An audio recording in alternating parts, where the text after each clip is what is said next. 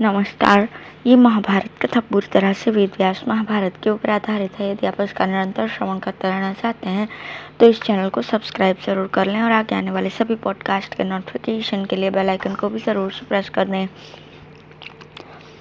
अब हम सुनेंगे भीष्म के अंत्येष्टि संस्कार की सामग्री लेकर युधिष्ठिर आदि का उनके पास आना और भीष्म का श्री कृष्ण आदि से देह त्याग की अनुमति लेना। वैशंपायन जी कहते हैं, राजन, हस्तिनापुर में जाने के पश्चात कुंती नंदन युधिष्ठिर ने नगर और प्रांत के लोगों का यथोचित सम्मान किया तथा उन्हें अपने अपने घर जाने की आज्ञा दी। इसके पश्चात जिन स्त्रियों के पति और पुत्र युद्ध में मारे गए थे उन सबको बहुत सा धन देकर धैर्य बंधाया। तदंतर युधिष्ठिर का राज सिंहासन के ऊपर अभिषेक किया गया और उन्होंने मंत्री आदि समस्त प्रकृतियों को अपने अपने पद पर स्थापित करके वेदवेत्ता एवं गुणवान ब्राह्मणों से उत्तम आशीर्वाद ग्रहण किया।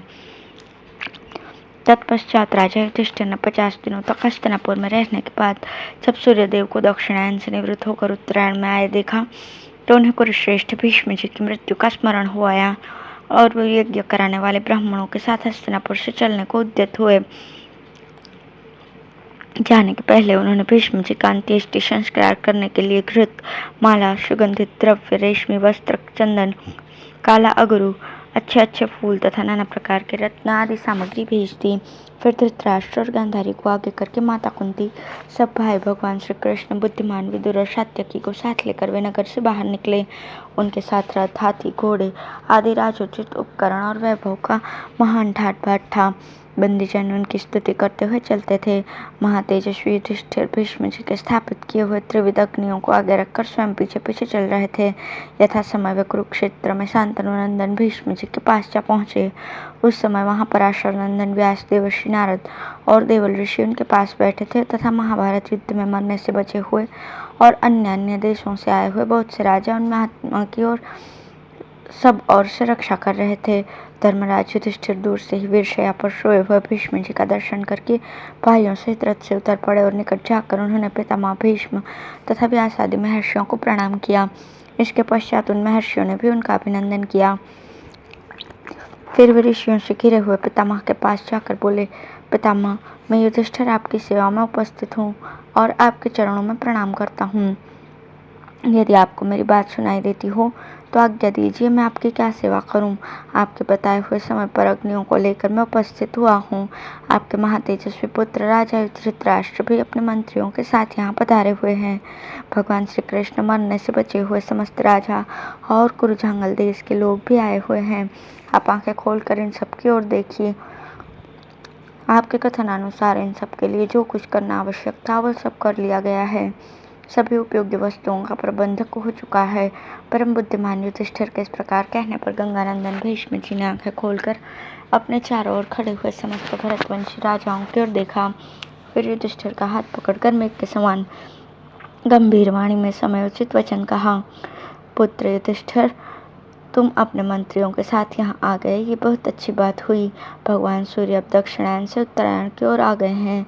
इन तीखे बाणों की सैया पर शयन करते हुए आज मुझे 58 दिन हो गए हैं, किंतु ये दिन मेरे लिए 100 वर्ष के समान बीते हैं। इस समय चंद्रमास के अनुकूल माघ का महीना प्राप्त हुआ है। इसका ये शुक्ल पक्ष चल रहा है, जिसका एक भाग बीत चुका है और 3 भाग बाकी हैं। धर्मपुत्र युधिष्ठिर से ऐसा कहकर भीष्म जी ने धृतराष्ट्र को संबोधित करके कहा, राजन, तुम धर्म को अच्छी तरह जानते हो। तुमने अर्थ तत्व का भी भलीभांति निर्णय कर लिया है।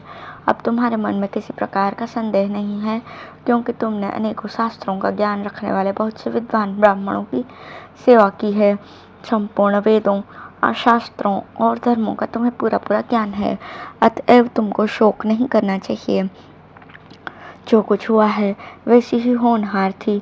तुमने कृष्णद्वैपायन व्यास जी से देवताओं का रहस्य भी सुन लिया है। उसी के अनुसार महाभारत युद्ध की सारी घटनाएं हुई हैं। ये पांडव जैसे राजा पांडु के पुत्र हैं, वैसे ही धर्म की दृष्टि से तुम्हारे भी हैं। ये सदा गुरुजनों की सेवा में लगे रहते हैं।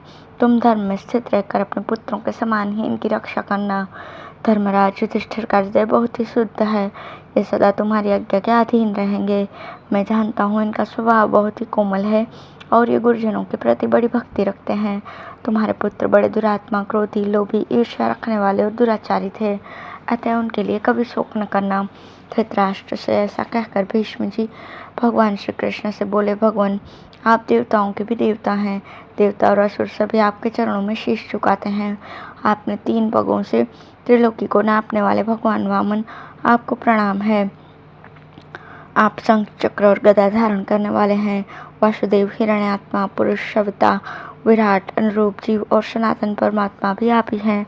कमल के समान नेत्रों वाले पुरुषोत्तम, आप मेरा उद्धार करें। श्री कृष्ण, अब आप मुझे जाने की आज्ञा दीजिए और सदा आपकी शरण में रहने वाले इन पांडु पुत्रों की रक्षा करते रहिए। मैंने दुर्बुद्धि दुर्योधन को ये कहकर समझाया था कि जहाँ श्री कृष्ण है वहाँ धर्म है, और जहाँ धर्म है उसी पक्ष की जीत होनी निश्चित है।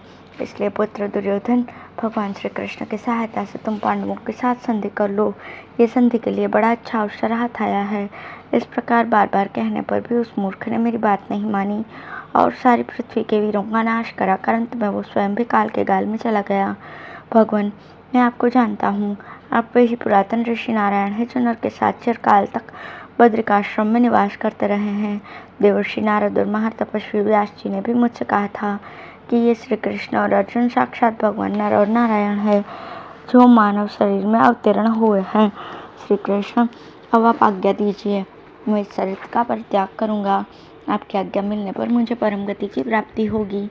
श्री कृष्ण ने कहा, भीष्म जी, मैं आपको सहर्ष आज्ञा देता हूँ। आप उस श्लोक को जाइए। इस श्लोक में आपके द्वारा अणुमात्र भी पाप नहीं हुआ है। राजर्षि, आप दूसरे मार्कंडेय के समान पितृभक्त हैं, इसलिए मृत्यु विनीत दासी की भांति आपके वश में है। भगवान के ऐसा कहने पर गंगानंदन भीष्म जी ने पांडवों तथा धृतराष्ट्र आदि सभी सुहृदों से कहा, अब मैं प्राणों का त्याग करना चाहता हूँ। तुम सब लोग मुझे इसके लिए आज्ञा दो। तुम्हें सदा सत्य धर्म का पालन का प्रयत्न करते रहना चाहिए, क्योंकि सत्य ही सबसे बड़ा बल है। तुम लोगों को अब सबके साथ कोमलता का बर्ताव करना, सदा अपनी इंद्रियों को वश में रखना, ब्राह्मणों के प्रति भक्ति रखना तथा धर्मनिष्ठ एवं तपस्वी होना चाहिए।